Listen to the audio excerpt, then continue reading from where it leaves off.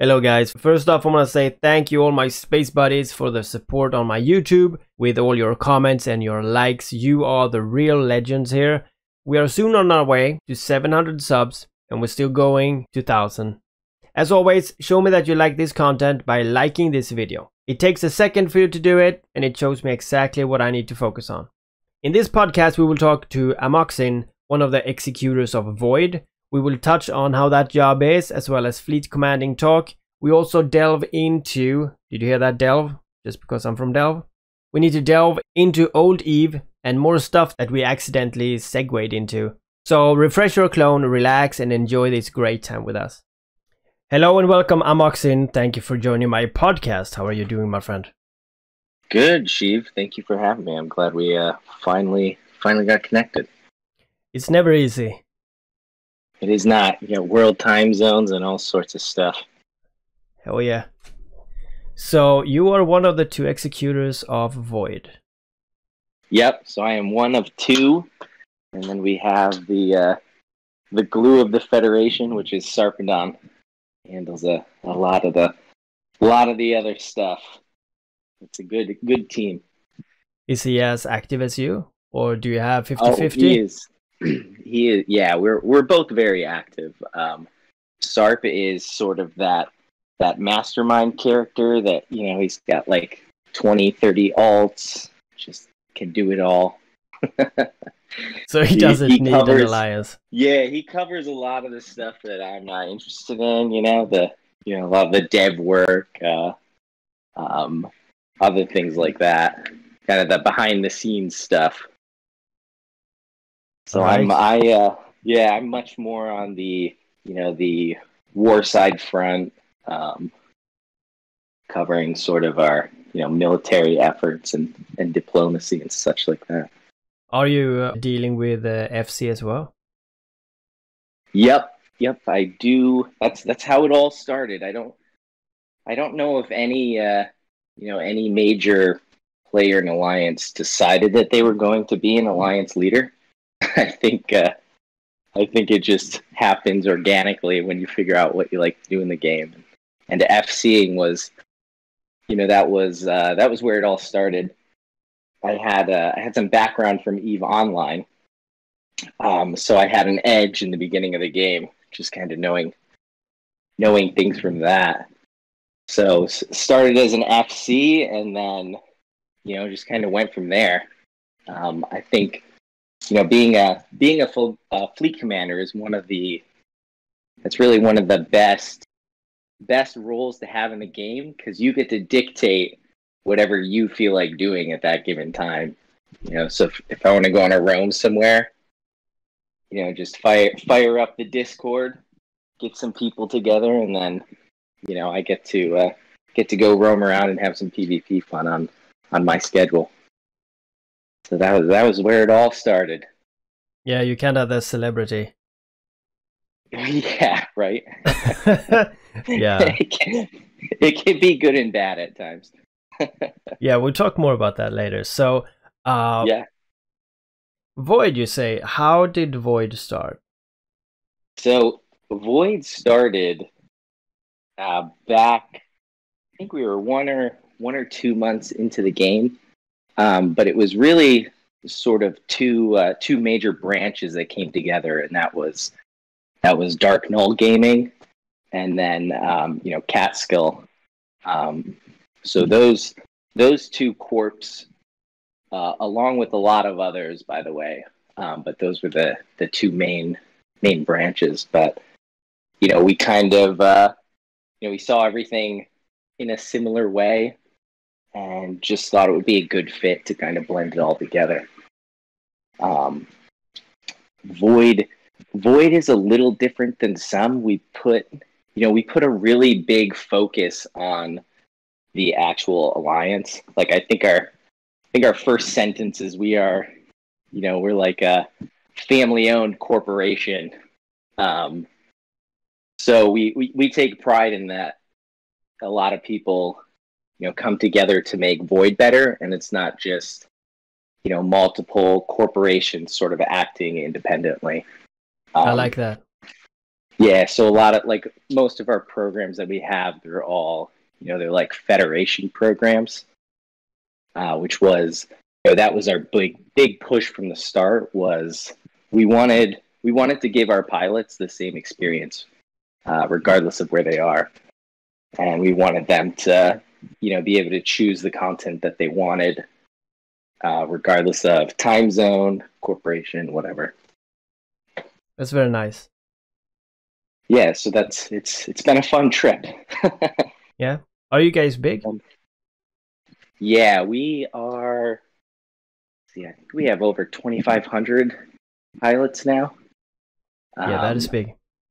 Yeah, so we are big, yes, but we're also, we are very much so an international organization where, we have people from all over the world really playing. So, we have Spanish corporations, German corporations, English corporations. Swedish? We actually, yeah, I gotta check the Swedish log. I'm sure there's got to be one Swede in there. Oh yeah, yeah. And if that probably guy, what like, if that guy listens to this, just tell me in the comment if you're Swedish. Yeah, right. Yeah, there's probably what like 4 Swedish Eve Echoes players, so a decent chance that one of them is a boy. Yeah. Oh man! But then we recently merged with Han Alliance, so now we have a very large Chinese base as well. They've sort of been our best friends since the start of the game. We kind of we were neighbors from the start of the game, and just also kind of just fell in a line with how we wanted to play the game and what our sort of views were. Where did you live in the beginning? I've been in Innsmother since the start, which is kind of crazy. We haven't moved. That is crazy. So a couple other corporations, some of the larger corporations that joined us, they came from all over, but Dark Null, which is the corporation that I joined when we started, that has been in Innsmother since day 1. Maybe day 2. I'll give it day 2. Yeah. And it's funny though, because having somewhat of a history on EVE Online, I probably should have known better and picked like Santra Space, but yeah, there I ended. There we ended. Well, glad it happened. Yeah, and I kind of thought the same when I started Eve Echoes and I quit Eve. I was like, yeah, I am going to live in Delve. It doesn't matter. Yep. And I joined TC, and we went together with Pantheon and stuff like that, and we ended up, of course, in Delve. Yep. It's funny how that goes. Yeah, I know. I should have put. I was really more interested. I knew that I wanted to live in Nullsec, so I tried to just find the one of the biggest active corps I could when I started Echoes. Yeah. And I think. And you didn't join my corp? That was fucking big. You weren't on the shopping menu. I kid you not. I did it through the corporation page. Oh, really? And I refreshed until I found a large enough corp, and Dark Null had like I think 5 or 6 corporations on like the 2nd or 3rd day, so they had a ton of people. Oh yeah. So I was like, okay, they got 5 corps on day 2. They are probably organized. Yeah. Well, I had not that early though, but I had 170 people in Old Galactic Empire. But yeah, that's good. Yeah, that was good. Pumping some numbers. Yeah, those were funny days in the early ons. Yeah, I remember I'm not sure how you did it, but when we started the corporation, they had this like a loan, right? So you made a corporation and you were back 200 million. Oh yeah, yes, I remember and that was so much money. Yeah, and you had to pay NetEase back. yeah, I liked that idea. I really liked it. So yeah. But like every day, something to work for. every day I put money into it, and I saw like some ratting ISK came in as well, but I kept putting money in, and I also put money into Plex because I knew Plex was gonna skyrocket. So it was like Plex or the Corp, Plex or the Corp all the time until like I was plus $1 million. Yeah. Oh man. Yeah. Did you buy Plex? I forgot about that loan that you had to take. That was an interesting way to do it.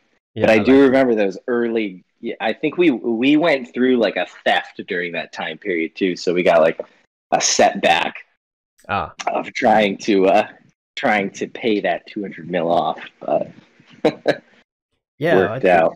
I actually think I had a theft too in my corp. I think I remember it like twice. But it was like 15 million the first time, and it was nothing even then. Yeah. But then it was more like 300 million or something a bit later, and that one stung. Yeah, a little bit. And also, like another thing that was like the worst thing was I withdrew money from the corp. We had to buy Covetors, like the first mining ship. I can't remember what it is. So we had to buy Covetors for like 5 or 6 people. So I withdrew like 600 million, and I think we had about 800. You know. And the money did not end up in my wallet, but it removed from the corp. I was like, this is gotta love those. Yeah, so I made a ticket. Bug. Yeah, I made a ticket about it, and after 9 tickets, I got the money back. It was frustrating. Holy shit. Yeah, it's kind of gone both ways. There's been there's been some tickets that we encounter that are kind of like detrimental. I think I don't know if we were the first, but we switched our executive corp, or I forget everything that happened, but it ended up kicking out like a whole bunch of corps from the alliance because we didn't something happened with the bill payment. So it ended up removing, but NetEase was, I think they had a hot fix the next day to account for that. Yeah, so the NetEase support tickets, I go back and forth. It surely does. But for the most part, it's kind of an interesting game though, because if this was a fresh game and EVE Online was never a thing, I would imagine people's minds would be a little more blown with the complexity of the systems. But having a spin-off game and the parent game being on a PC and just having such more range of what you can do, it's kind of interesting when you think about each pilot's gameplay having EVE Online experience or not, which was always very difficult, especially as an FC. Trying to gauge what your members actually know, because I played EVE Online for like 15 years, so I played for a very long time. I started in what I think 2003, 2004. Shit, same as me. Damn. Yeah, I remember. I got my EVE on a CD, which I don't think most people even know what they are. Yeah. I have the book too. I got the demo at the game store. Yeah. Yep, I've got some books as well. Got to. It's a great game. It really is a great game. I'm a bit sad that it is the way it is right now on EVE Online side. And this is a spin-off, and it's a lot more simplified. They are missing some key points. I talked about the market. They don't have the market graph. I mean, it's so Tell weird. Me about it. That is one of my main. That's one of my main jobs. Well, just within Void, I handle our doctrine program, an SRP. Yeah. So, that started organically also, but it was basically me trying to build, 1,000 fitted ruptures before before our first major engagements. But like you said, trying to trying to purchase modules and get everything for like 500 to 1,000 ships using that market, I'm like, oh no. Like, but putting buy orders up for 1,000 items, like, but yeah, the market is very different between the two games, which I guess I understand, but it sure would be nice. It'd be a nice to have. Yeah, the market would be a lot more fun to speculate. Yeah. Right now, exactly. it's impossible for new players to understand the market. They see something worth 500K and they have no idea that it's sold for 17 million like a week ago. Exactly. They have no idea. Yeah, that is very true. Or you go to buy, I come across this also where, you get market manipulation, but you have no idea that it's happened. Like you go to buy a large booster and it's like 50 million, but yesterday it was 8 million. That's weird. You can't be aware of that. Yeah, that's true. That's why it sells. Yeah, exactly. And that's why I make some money. Yeah, exactly. I'll pay you your 50 million for your booster, whatever. Yeah. I'm pretty sure that will sort itself out in the long term, but right now it's a bit naggy. It's weird. Yeah. It is interesting with it being the spin-off game. They, for a lot of goals within the game, I would imagine, they're trying to either catch up, mimic, or be similar to the systems that they already have in EVE Online. So it's kind of interesting to have a game that's trying to, kind of work towards its previous game, which was on the PC. Yeah, indeed. I can see, like, I would like to see, like, EVE in a year to have Triglavians and everything. Just imagine EVE and just push it into the phone. That would be that's crazy. Why not? We're spoiled, right? Because we get like, they announce capital ships. For some players, they have no idea what that's going to be, and it's probably exciting. Yeah. And then, for those bitter EVE Online vets, they expect what it's going to be, and if it's different, it's going to be a problem. Yeah, that is true. Like, and also like, different is not always worse. I mean, we got the mining ships, the strip mining ships. They're fucking amazing. You just go out. You don't have to target. I just love it. And so I kind of feel like maybe capital ships are the same. It's like you played EVE Online very early, so you remember like that defense missiles. You just you pressed the button and everything died. Fuck, I had so fun with that when I was a pirate. But man, I forgot about that. Dude, how can you forget about it? I remember everything. I mean, I was young. All right, just a boy. All right. Yeah, I'm old and not gray hair, but I'm old. All right, so you're getting there. Yeah, I'm in my 40s soon. So. Oh boy. Yeah. Like, I have big hopes for the future, and I think this will be very good. I just hope they keep it alive. Yeah, but keep it going. Yeah, keep it going. Like, generally, how are Void doing in battles? Oh boy. Yeah. Well, in battles, we've the past 2 days we kind of got spanked, but in general, so the whole server basically was in a war for several months. So during that time, all of our fleets and members were pretty battle hardened. They knew what to expect. They were ready for combat. Whenever. It was just all day, every day. So having this sort of break, it's been very good.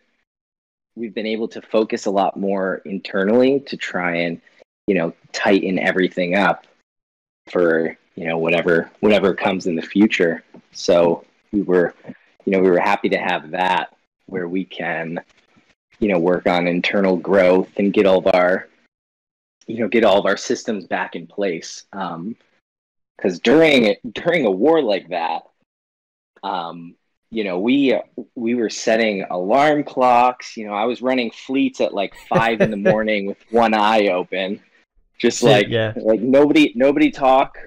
We're just gonna autopilot to this location, and then we'll see if we wake up. So it's a lot that goes into it, and very thankful to have the FCs that we do have that we're able to help with everything. But now that we have a little time here, we've really just focused on ourselves. This SOV push, that's been fun content for everybody. Getting in industry involved, having ratting groups just nonstop, trying to upgrade all these systems. It's been a fun push. Yeah, you like the Citadel upgrades?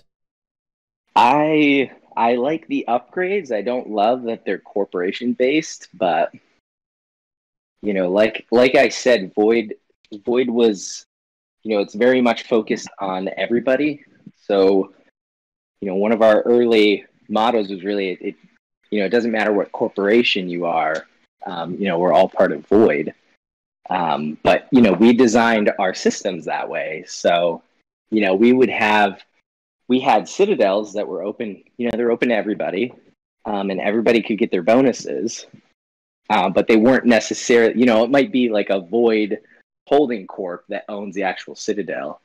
So now that they're just corp bonuses, like day one, I dropped like a ratting structure to boost the ratting without knowing that it was corp specific. So, our holding corp that has like maybe 3 people who actually rat in it now have a ratting bonus.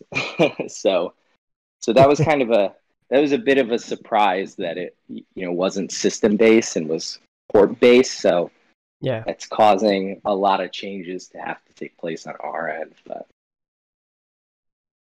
But other than that, it's been fun. Everybody trying to work together to get their upgrades in place.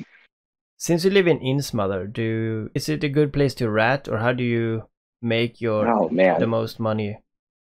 I think our recruiting strategy is like, we have some pretty good people on there, and then once we tell the prospects that we're in angel space, the conversation kind of ends. So it's tough.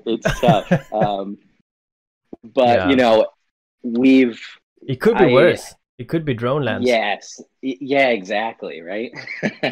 But since pretty much the start of the game, we've always had people trying to push us into going to other regions, whether it's like setting up a ratting base or, something. But, at the end of the day, that's our home. We kind of got to make do with what we have. The introduction to the Nihilus space, that kind of makes it interesting and, gives people the different ratting variabilities that they were after in the first place. So that's definitely helped. But, we have, we've got a good system in place for trying to make the most out of our space. So a lot of PvE groups, and then we actually have, Void has its own bank, which buys all of your items back from you. So we have our own currency also. Yeah. So it makes it easy for the players. They kind of, they can just do their content and, just send whatever loot they get from wherever they have it. And our bank kind of takes care of everything and they get paid out. So we try to make it as easy for our members to make ISK as it could be. So that's been a really big push for us. Yeah, I think that's A and O, like in all iOS games overall, like make it simple for the average player. Yep, exactly. Like rather than having 200 members all flying to Jita to try and sell stuff, we just put that in several people who enjoy that content, and play the market, put it in their hands, and then maybe the casual PvEer can get back to what he's doing, and it just kind of, it's a whole kind of organism that just ends up working. Yeah. But yeah, it's interesting too. Like, only in this game, do you have the option to just set up your own bank? Like, I don't know, I don't know if the devs thought that somebody would want to be a banker when they started playing Eve, but of course people want to be a banker. Yeah, it's kind of the beauty of the game. You can really think outside the box if you really want to. I think we've done around like 5 trillion in transactions through our bank. That is a lot. With like 70,000 individual transactions. So, somebody really likes to be a banker, or maybe doesn't, but, is taking one for the team. So, appreciate them. You guys are almost trading more than me. Yeah, right. No, I'm just kidding. But yeah, not really. If you wanna send items my way, I can sell them too. So that's fine. Oh, there you go. Get your plug in. Yeah. So talking about marketing, so you have a Discord where you have a casino. Yes. I do, yes. That people use ISK to gamble for ships. Yeah. You invited me. I did. I wanted you to get that free Astero. Yeah, I didn't get it. Yeah, no. Some other lucky winner. Yeah. But again, that's kind of the beauty of the sandbox, right? Of course. And that came from me and Eve Online playing. I think it was Sommer Blink was like the. Oh yeah, I did that too. Yeah. So, I don't know. One day I just kind of started missing that. I was like, well, let's give it a go, see what happens. So, why not? There's people who want to gamble. Let's gamble. Try to make it fun. Yeah, and I mean, since like it is space and you fly around, and I think personally it's great. I mean, who doesn't want to fly around and dock at a station and pretend to be on the station's casino and having a great time? I mean, I really like it, but they removed it from EVE Online, so they have not removed it from EVE Echoes, so it's safe, right? For now, yeah. For now, it's safe. Are you sure? Yep. I think so. Fuck, I played one time. Shit. Yeah, seems safe for now. Yeah, okay. Yeah, I think it's cool. I mean, it's a nice thing, and to be honest, it's very good for. I think the reason they removed it from EVE Online was because it was RMT, right? RMT involved. Was that the reason? Because people sold money for... Yeah, that was... Yeah. Yeah, so I remember they made a big push to try and prevent that. Which would be, they're... from what it seems, they're doing a decent job on Echoes to try and cut that down. I know it still happens, but it's kind of far and few. Yeah. Whether you see botting or the RMT. So there will always be ways to do that. Yeah, but somebody's always going to try and figure it out. But yeah, from what I've seen, they've done an okay job at trying to prevent that. Yeah. Okay. Sure. Which is a lot of like a lot of the pains of being a market trader, I'm sure, come with that as well. Having market cooldowns to see prices and all of that to, eliminate the ease of using a bot or something to scrub the market. Yeah, that's true. Like at least scanning the market. But I will leave a link to your Discord. Like if I can get a link from you to your Discord, if people wanna have some fun playing and gambling while it's fine. Sure. So it kind of just happened. I had a bunch of stuff in my inventory that I didn't really feel like dealing with. So I was like, let's try and raffle it off. That sounds funner than me, putting it on market and being undercut, 40 times by one ISK. So, Dude, you're not really thinking about it. I mean, as soon as I heard it, I was like, this is fucking brilliant. I mean, why should you put up your items on the market and like pay a fee for it? And it takes time to sell. Keep it to the casino. Here you can just fucking, okay, I got this ship. I can just bang, you get it off, like off your hand right away. It's very smart. It's very, very quick. Yeah, we're hoping to. We're gonna see what happens with it. I would love for it to be to there. Well, it all depends on how many people join, right? Otherwise, you just end up kind of sitting on it for a while. But from the EVE Online days, when there's a ton of people and they're quick, it's just really fun and exciting to kind of do it. So we'll see. Yeah. I remember I bought 3 tickets or whatever. I didn't win, but I mean. Yeah, it was. I had good odds. I just didn't have them on my side. So now you lost it. Yeah, that's the way it is when gambling. So yeah, don't gamble with ISK you can't afford to lose, right? Exactly. Please, I don't want anybody's families not having enough ISK to eat. This is extracurricular. Yeah, I'm a big advocate for healthy gaming. I don't think. Unless you really need to pay in games, you should actually not do that. You should do something else. I mean, subscription fees is one thing, or buying a game is one thing, but paying for progress, I see no real value in that, and it always makes me angry, and I always quit the games. And I'm actually making a video about that right now, but. So gambling is the same thing. If you gamble the wrong way, you're doing it the wrong way. You should gamble because it's fun, not to actually win a lot of money. Yeah, because you're not gonna win. Don't gamble. Don't gamble to make money. Don't do that. Like if you gamble one time and you win, then yeah, sure, you got money, but you will gamble again because you won. So exactly. Yeah. Okay, so okay, back to Voids. Could you tell me more about your progression? Yeah, so just sort of, after this war period cool down, we're, kind of in a moment of peace here.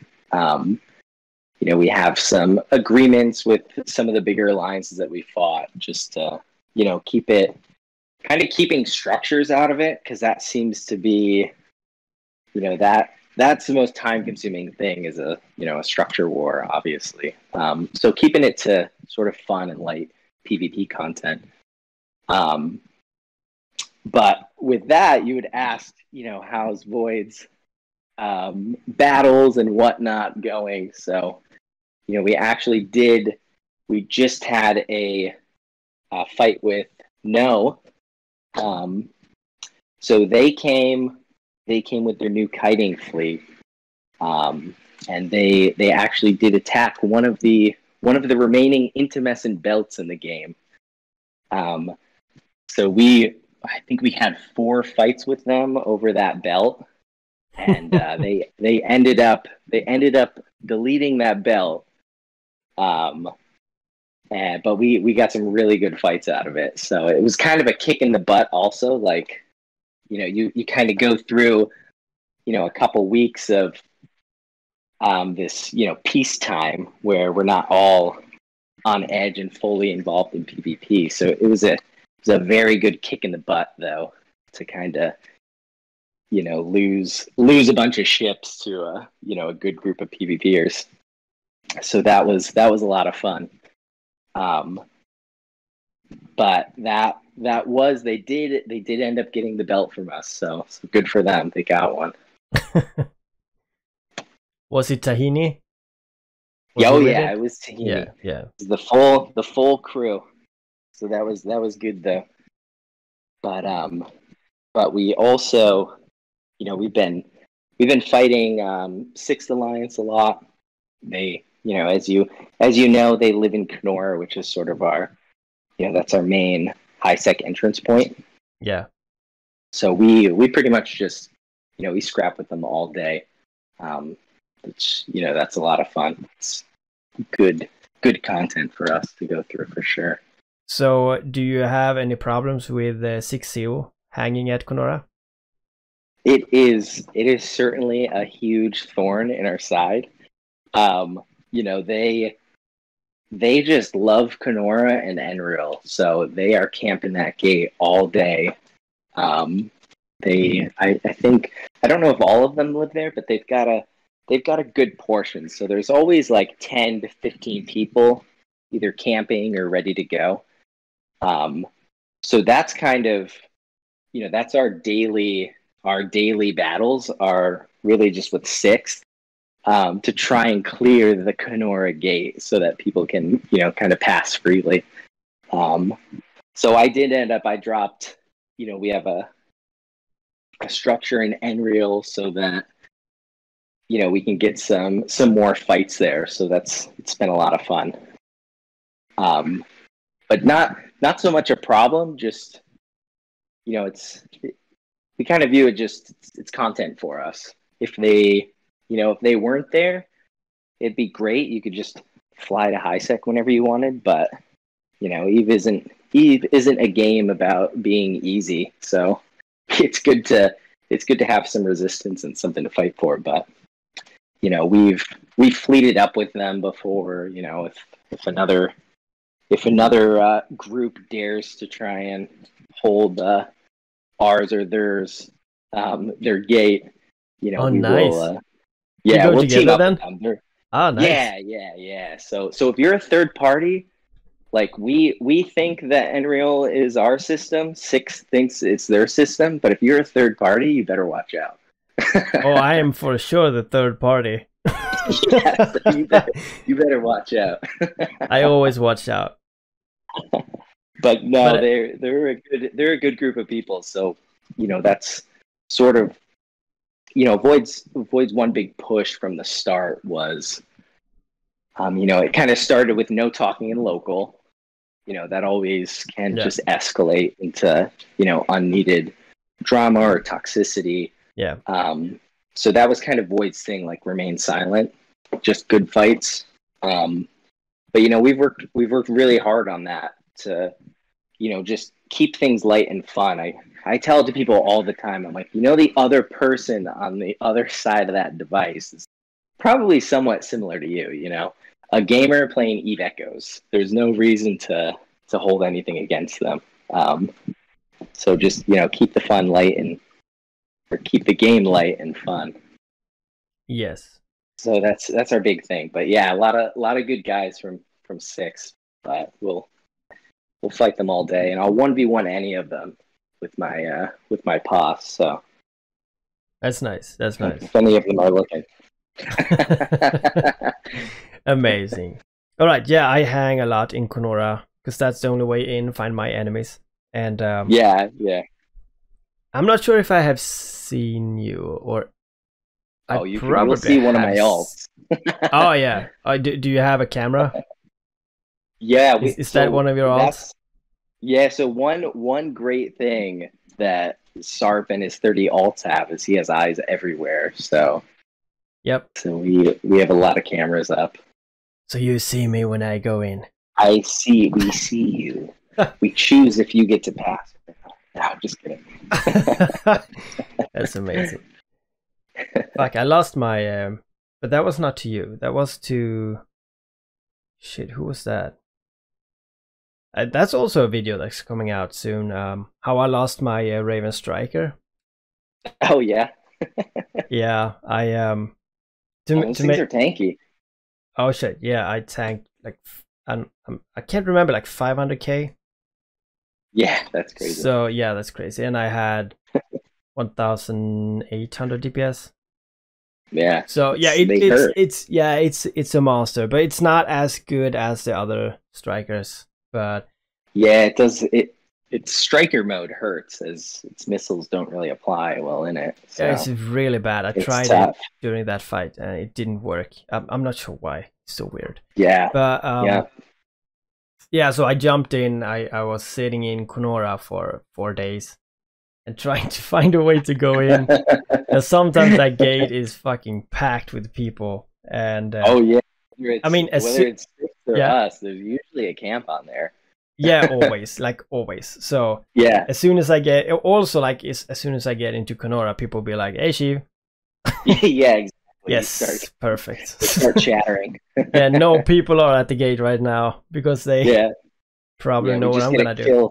Yeah, kill Sheev fleet starts popping up all over Alliance chat.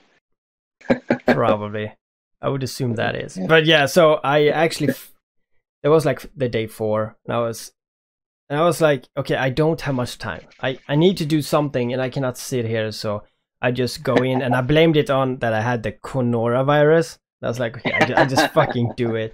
And I jumped in. Gotta eat. Yeah, and it was nothing there. I was like, okay. So I go into deep space, and I find something. And I go like 17 jumps or 15 jumps or something, and I'll be like, wow. You know, I'm not really sure I want to fly around in this battleship here because it's so slow, and I don't have that much time. And I would probably not find anyone. So I got frustrated. So I was like, okay, I go back to Kenora. I go back to Enriel, and there I will find a fight. And Silent Assassin saw me a few jumps away from that, and he kind of hunted me, and I shot him, and he warped away. And I was like, okay, here comes the people. They're coming now. They came about like 2 jumps away from Enriel, and I was like, okay, so here we're gonna fight. And I could not kill anyone because they kept warping, and you know, they're being assholes. And I was like, give me a kill, goddammit. I'm not gonna leave. But yeah, so it was a good fight. Like in the end, everyone was like good fight, and it was nice. But so I'm making like a commentary video about it. So I'm talking over it. What, a memorial video on a no, not really. But more like how my thought process went, and like what I was trying to do, and what didn't work. Yeah. So what maybe that is something what actually happened. Yeah, and it did not go the way I planned. And I did make a change in my fitting that would have been crucial if I didn't. Just in that situation, you know how it is. You know, you can fit your ship in one way, and you fucking change it because that would not happen, and exactly that happened. So that also was happens to me all the time. I'm very fond of my my Cyclone Command 2. Yeah. So I have a lot of fun, but the same thing. You know, sometimes I have very little time, but I want to do something. You know, I might not be able to use, you know, a headset, so I just kind of go out solo, try and find some good fights. Almost always end up dying, but it's been a lot of fun. That's a fun ship to fly too. But same thing. I'll like switch to torpedoes because I'm hunting. You know, I'm hunting like a battleship, trying to catch him. And then I get attacked by, you know, like 12 interceptors from Silent. And then, you know, and I'm like, oh, if I had just left those rapid missiles on, I could have maybe killed them all. But that's kind of the whole game. It's like that all the time. Yeah. But that's, I have a lot of fun in sort of pushing the boundaries of, you know, what your ship can do and how it can perform.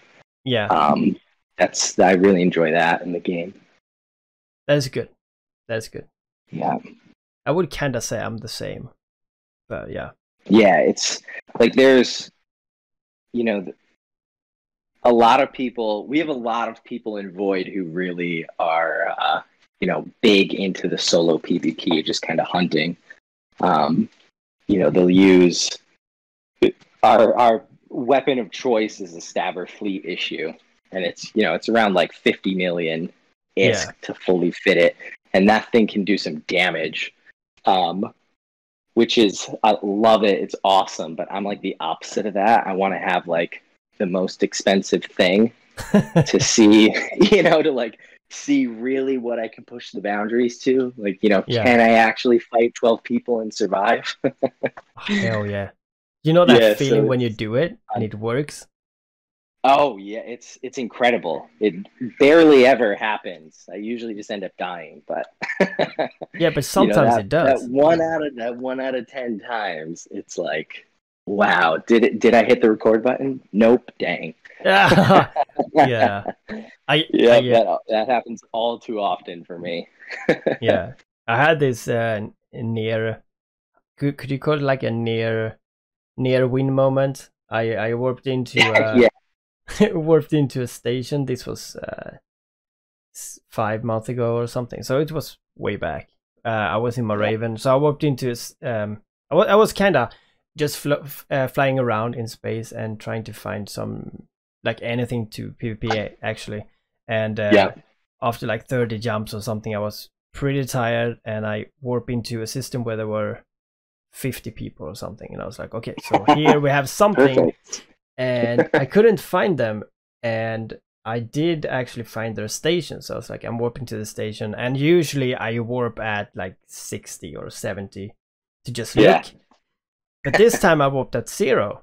I'm not sure why, but I feel sometimes I feel very cocky and be like, I just go there. Move, Sheev, a bold move. Yeah, and you can see in my videos I always warp in at 0, but sometimes Yeah. I go in at 80 because I want to survive sometimes. Yeah, And yeah. this time I went to 0, and they were actually going out on a fleet roam. So they Oh, have undocked every ship. Like there was so many They ships. were ready. Yeah, like Just ready at to least go. 20 ships. And Yeah. I just looked back and I was like, if I would have warped in at 80, there were like 3 ships over at 80 that were like, I think it was battle cruisers, and the other Yeah. one would have been like 80 from me.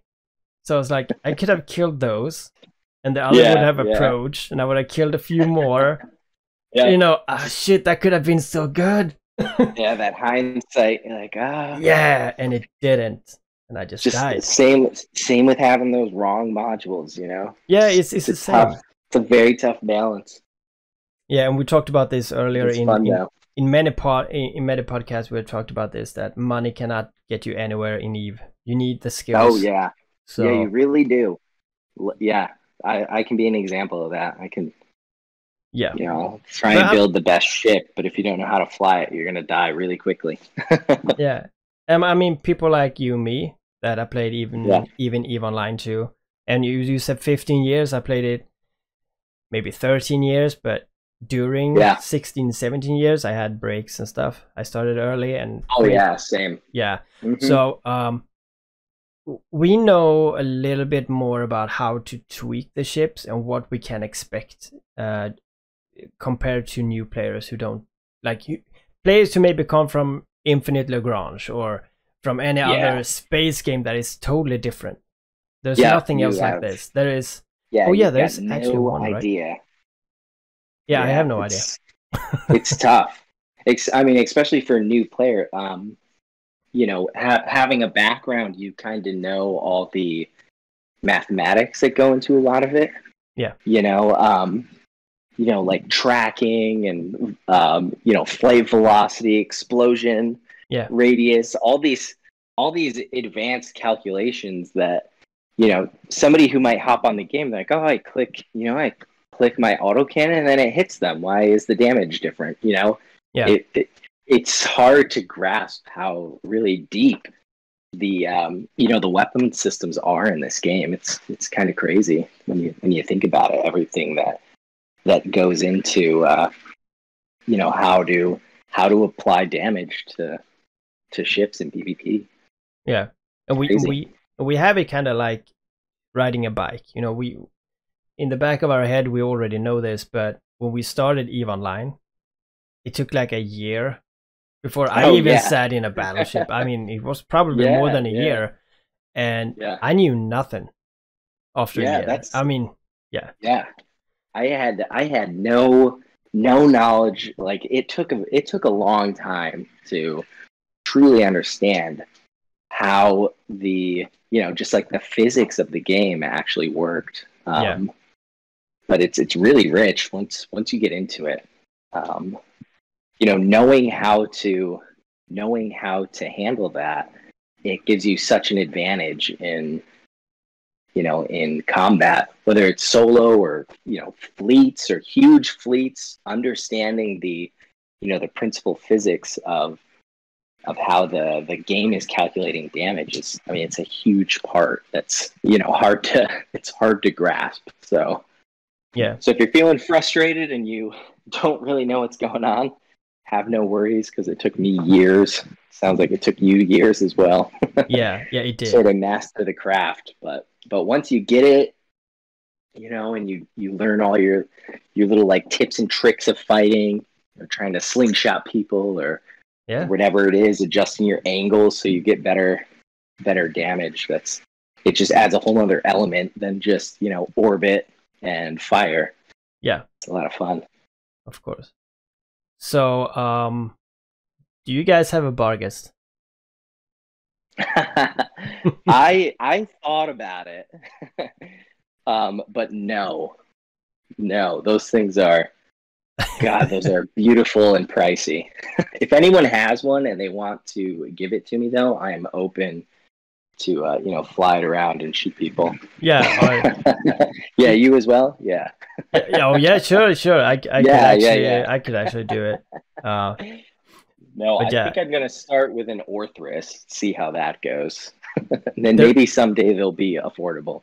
Yeah, there is an Orthrus in the game, right? There's a few. I've seen a couple. Yeah. One thing that I did, which I haven't done in a long time, was I really got into the market when these new ships came out. So I really got involved with buying and selling of the debris and making all the different ships, and I was just reversing the blueprints for people for free and using decryptors and like all this new content that just kind of unloaded at once. I had a ton of fun playing with that. So just trying to early on in the game, I did what you said, where I kept purchasing Plex as I knew it was going to go up. So I kind of had just been living off of that, nest egg that I built up, and never really dove back into, kind of playing the market and stuff like that. So this was a fun little go. But with it, buying and selling all these debris, which are super expensive, it's funny how it works out. But I got to meet, a ton of different people from all sorts of different alliances. And I sell somebody a ship, and then, a couple hours later, they're sending me all their kill mails that they got with it. Couple Stratios deaths, couple of Astero deaths, unfortunately, but I would sell these ships with the disclaimer like, these aren't insurable, please use with caution. And they're not good. Then, so yeah, exactly. And they're definitely not invincible. No, they're not. And then 2 hours later, they're dead from Tahini. Yeah, that's sad. But yeah, it was kind of an interesting push on all this new content. So I really got to enjoy all the new stuff that they dropped. So it's been a fun couple of weeks here. Yeah. How much is a Nestor today? I saw one for sale yesterday for 60 billion. Nestor, is that the cruiser? Nestor is that's the battleship. Oh yeah, I said wrong. I meant the cruisers. It's 9 billion. The cruisers are like 5 billion now. Oh, nice. But yeah, shit, so there's a Nestor out? Holy There is a Nestor. I really don't know why, but that seems like the worst ship ever. But that is somebody built it. Somebody wants to do have armor reps and be a battleship. I don't know. Shit, don't talk about it. If that guy who built it listening to this pod, sometimes in the future, could you just tell me, like in the comments, like why you built it, and if it was just for bragging rights, then sure, that's fine. That's fine. I would imagine that's the biggest thing right now is bragging rights. A Nestor right now would probably be to brag that you have made a Nestor. Yeah.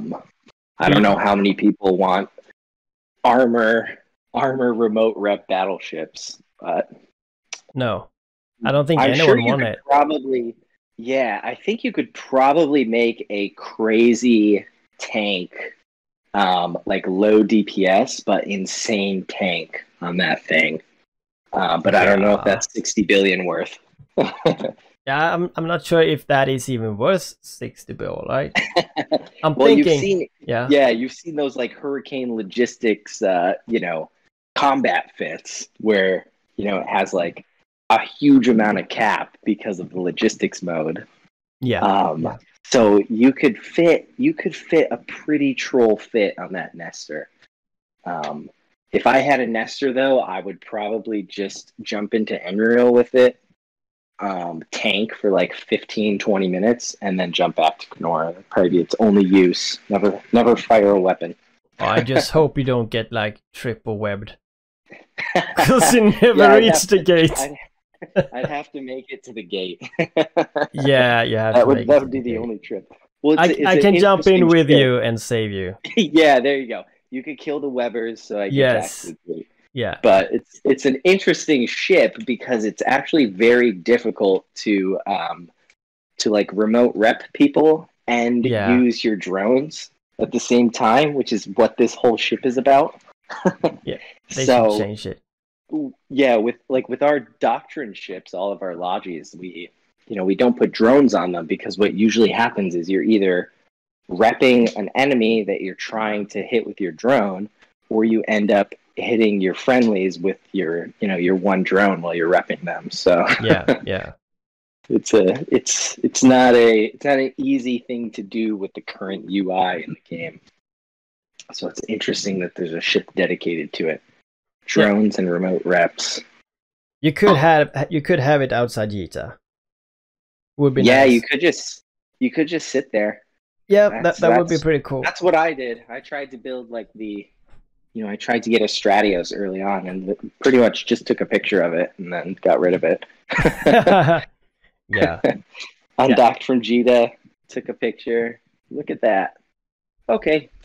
Yeah, I'm gonna get myself a freighter, like the Amar one, Yeah. and I'm just gonna sit outside Yita. But yeah. It's content for some people, Yeah, it is. It is. So, Yeah. I would assume you've been in a lot of fights. Do you remember a fight that you led that went very good, like a special one? Oh yeah, we've had some good ones. It's been really interesting with the progression of the game. Starting just from square one with a frigate, and then being able to actually, as a whole game community, work your way up through the tiers of ships. It's been really fun and enjoyable for that. Just knowing that everybody's in a destroyer, or back in the cruiser days, like the baddest ship you're gonna face is like a Cinnaball. So two really good ones come to mind. One was early on, which was this would have been cruisers. So everybody was in cruisers. So having a faction cruiser was a huge deal. And we took 50 Thrasher 2s, and we brought them. That's we dangerous. built them at a station that are exactly, dangerous. That was our Yeet fleet though. So we had everybody had multiple ships, and we were in a station system that the enemies at the time were living in.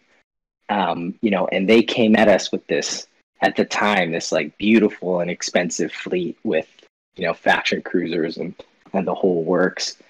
And we just undocked like 30 Thrasher 2s, and we would just zoom out. We would pick the most expensive target. Everybody would pulse your micro warp drive.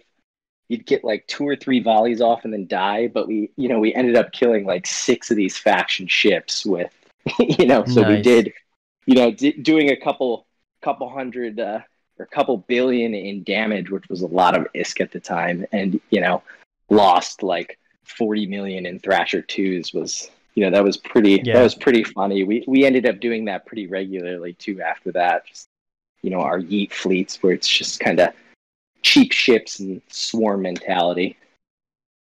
Yeah. So that was a lot of fun back in the early days, but then coming to late, I think my favorite fight that we've had would have been when Pantheon first started to occupy our space. So, everyone has spies everywhere. So, we get the ping that Pantheon is doing a flash form. And we have, they're 9 jumps away now because they're living in our NPC station. So we had maybe like 10 minutes to organize and try and set up a defensive fleet. So in 10 minutes, I think we got, we had like 90 people in fleet. We were pretty evenly matched. They had several nightmares though, but it was just, strategically from an FC's point of view, like just everybody in our fleet executed exactly what they needed to do. We had some drag bubbles set up. We caught their Logi way out of position from their main fleet, so we were able to, kill a bunch of them really quick early off.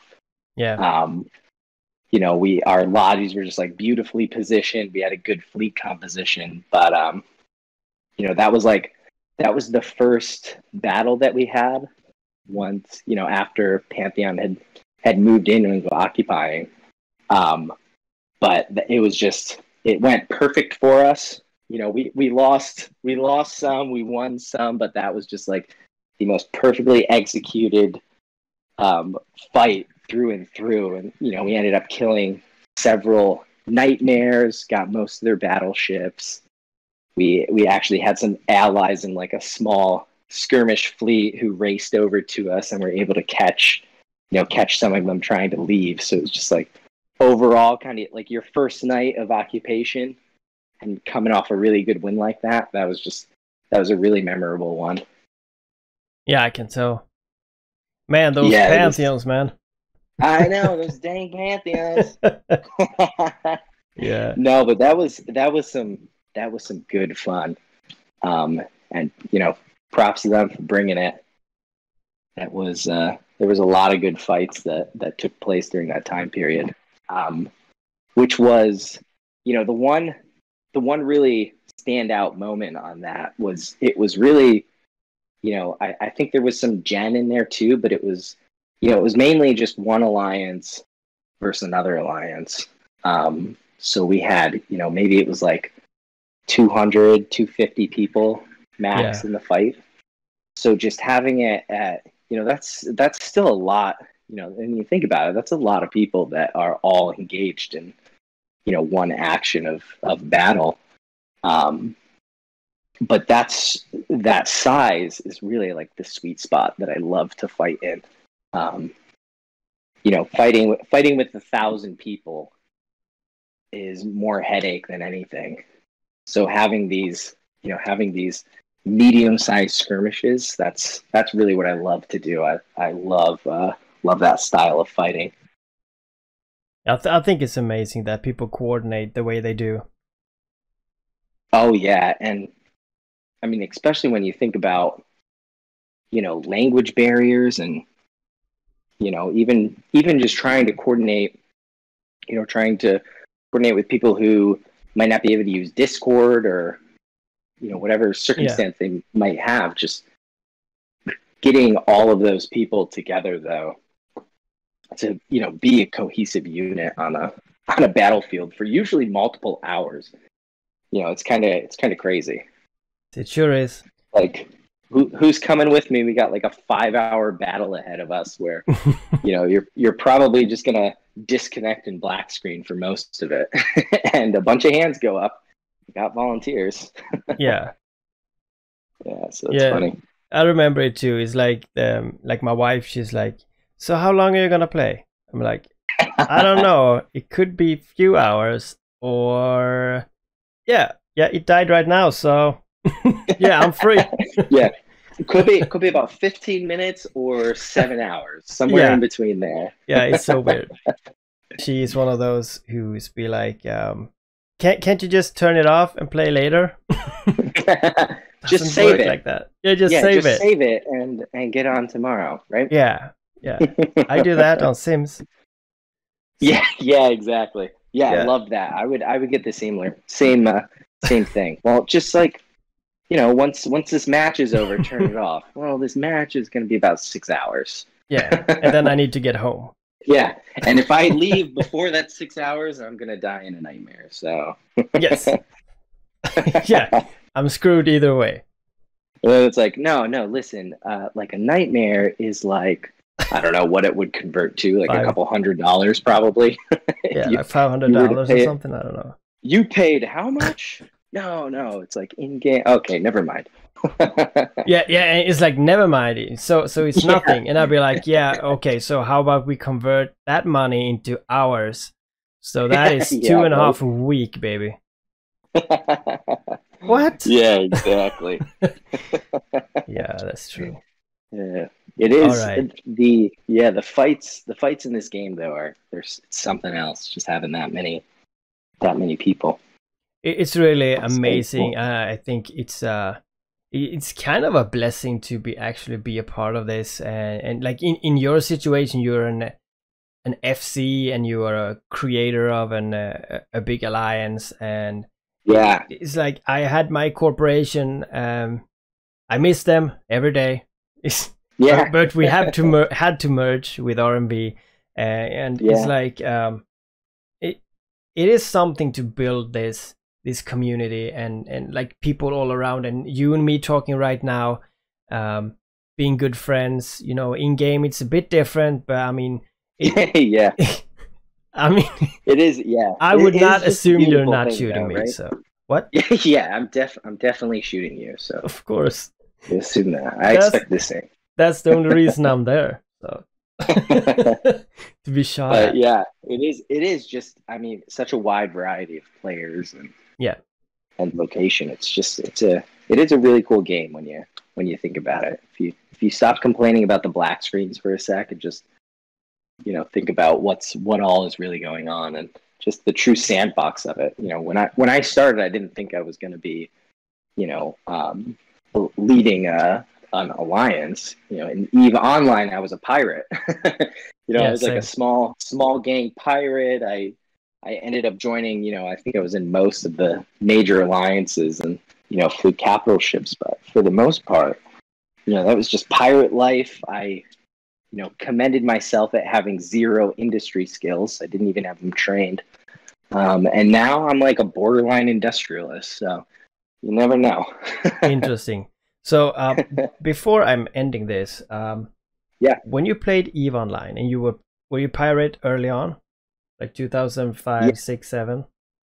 Yep. I can't remember my corporation name now, but You had your own corporation? No, I was part of a corporation, but it was like a small mercenary group. But we ended up joining Huzzah Federation, or was it Alliance Federation? Whatever, Huzzah. Yeah, I was thinking maybe that's where we resided. Wouldn't that be funny if we played EVE Online together in the same corp? That would have been fucking crazy. But as lone little pirates. I was thinking maybe you knew a corp that I knew or something like that. I hanged in Sing Liaison. Yeah, okay. And we were called the Dark Empire, if you remember that, if you know about it. It was very early. I don't recall the early. I wasn't as involved early days just because I was kind of on and off. All right. Playing it, but that would have been something else though. That would have been crazy. Yeah, like my favorite corporation, which I was a part of briefly but didn't really play, was Brooks and Kings. I just love their their videos, their play style. They're just kind of like, they would go all out though and try and build the best of the best. Yeah. To to fight outnumbered or whatever it might be. Yeah.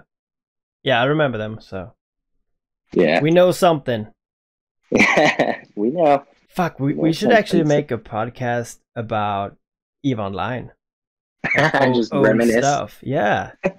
I'll have to fire up my account again and start reading my like corp history and Yeah, you have to do that. start remembering everything. I still have my on screen, but it's like I never go in anymore. I haven't played since well, probably since Eve Echoes came out. I kind of just same. Yeah, I had been like slowly tapering off, and I just go in and kind of do like just take a ship out and go die, try and have some fun. Yeah. But once Echoes came out, it was a whole other thing. I really enjoyed the early days a ton. I was hooked on. Yeah. It was a lot of fun. That's the main reason I started too. It was like everything from the beginning. Amazing. Yeah. Okay, we have to wrap it up here. The time is passing. So Amoxin, thank you so much for joining. This was very interesting, and I wish you all the luck with Void and your future of Eve Echoes. Yeah, appreciate it. I look forward to keeping up on your content and shooting you if we see you around. I hope so. Okay, bye. Bye.